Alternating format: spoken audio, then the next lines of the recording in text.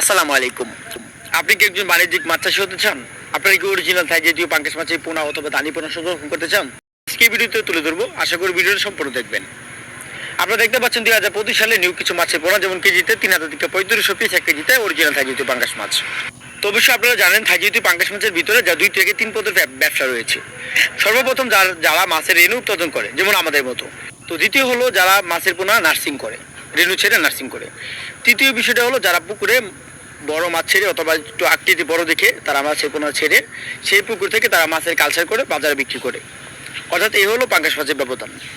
থাই জাতীয় পাঙ্গাস মাছের অন্যরকম কালার, যেটা বাদামি বর্ণের, লাল বাদামি বর্ণের থাই জাতীয় পাঙ্গাস মাছের পোনা। এই মাছগুলো বাজারে খুবই চাহিদা। তার কারণ হলো এই মাছগুলো যা 5 থেকে 6 মাসে প্রতিটি মাছের ওজন 1.5 থেকে 2 কেজি প্লাস ওজন, মানে বিক্রি করা যায় যদি সে কেজিতে 100 থেকে 80টা পিস 1 কেজিতে সেই মাছের পোনাগুলো পুকুরে যদি ছেড়ে থাকে।